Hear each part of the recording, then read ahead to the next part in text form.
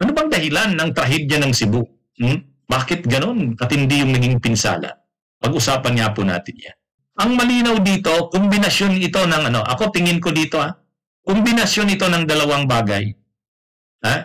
Yung pagkagahaman, greed ng mga negosyante, mga opisyal ng gobyerno, yun.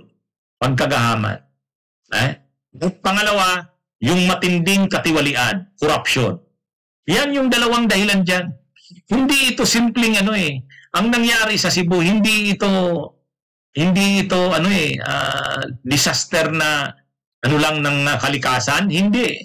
Malaking contribution dito, malaking contributory factors dito. Ang korupsyon, at saka yung pagkagahaman. Kung pagkagahaman dito, alam naman natin na grabe yung destruction ng kalikasan. Yung pagkasira ng kalikasan ng Cebu, grabe. Makikita natin yung mga pagkakalbo ng mga bundok ng Cebu, yung pagmimina doon, yung quarrying doon. Para saan yan? Dahil sa pagkagahaman sa tubo. Yung mga kapitalista nagahaman. Pwede naman kasing magnegosyo ka, pero pag makakasira ng kalikasan, wag. Kaya lang dahil nga gahaman, ganyan ang nangyari. Capitalist greed. Mga kapitalista na hindi iniisip kung masira ang kalikasan. Kalbuhin man ang kalikasan, ang kabundukan, yung mga quarry na nakakasira, hindi na iniisip kung anong magiging epekto, yung mga paggawa ng mga istruktura sa mga bundok, ng yung mga real estate developers, ito sa kanila hindi na nila iniisip kung masisira ang kalikasan. Ang importante sa kanila, madagdagan ang kanilang yaman. Capitalist greed. Yan ang isang ang isang dahilan. Kasi kung iniisip ng mga kapitalista diyan, mga negosyante na kikita sila sa negosyong ito. Layaman sila lalo sa negosyong ganito, pero masisira naman ang kalikasan. Na posibleng sa pagdating ng panahon ay kapinsalaan sa bayan. Kung iniisip yun, hindi mangyayari. Kaya ang unang dahilan dyan, capitalist greed. Makikita naman natin, totoo maraming mga developments na nangyari sa Cebu. Maraming mga proyekto. Pero, yung mga proyekto na yan, mga real estate development, mga anong kasabay niyan? Yung pagmimina, grabe ang mining sa Cebu. Kahit nga yung ginamit na dolomite sa Manila galing ng Cebu anong ibig sabihin? Kinalbo ang bukid niyan.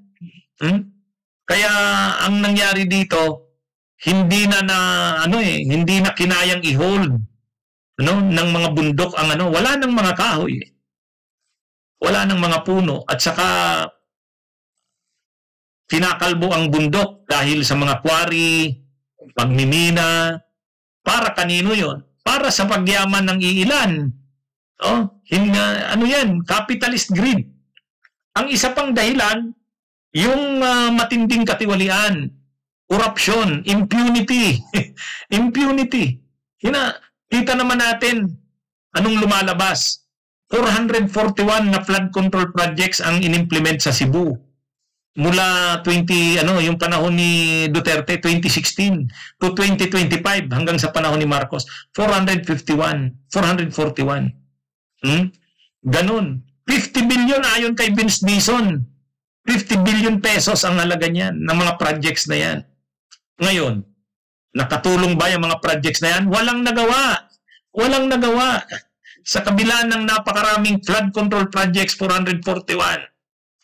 Mula 2016, panahon ni Duterte, hanggang panahon ni Marcos. Anong nangyari?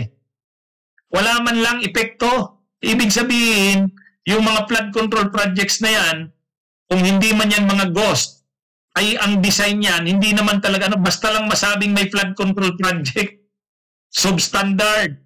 O kung hindi man substandard, basta lang may project na masabi, ang importante, makakolekta. At marami dyan napunta sa bulsa ng mga corrupt na mga officials ng DPWH, yung mga senador at congressman na nag-propose ng project na yan, napunta sa kanila yung mga kickbacks, commission, at yung kontraktor. Kung ano ang nangyari sa Bulacan, yan din ang nangyari sa Cebu.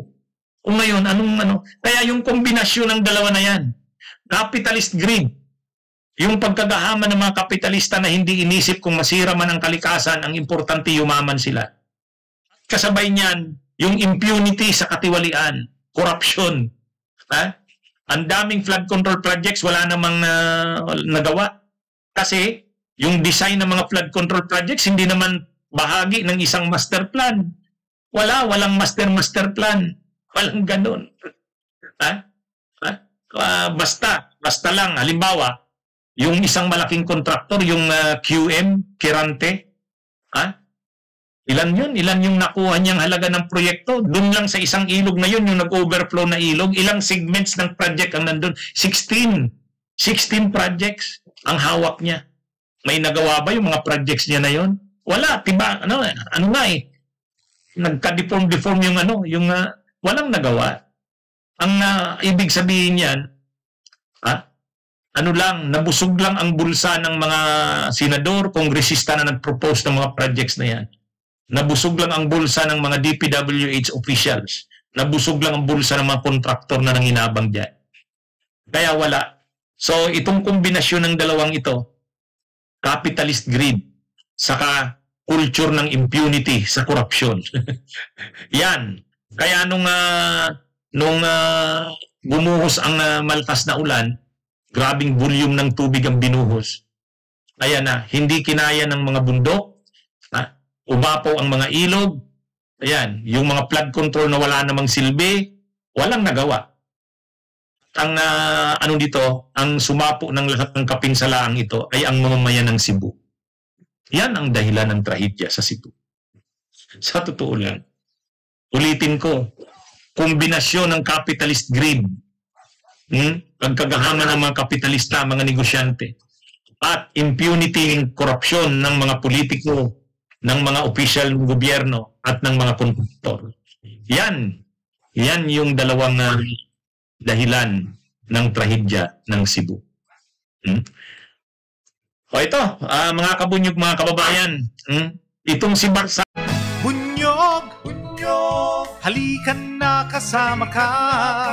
Bunyog, kapag buklod ay may pag-asa. Luzon, Visayas, Mindanao, isa ang pananaw. Sa bagong Pilipinas ang bunyog isisigaw. Bunyog, bunyog, bunyog.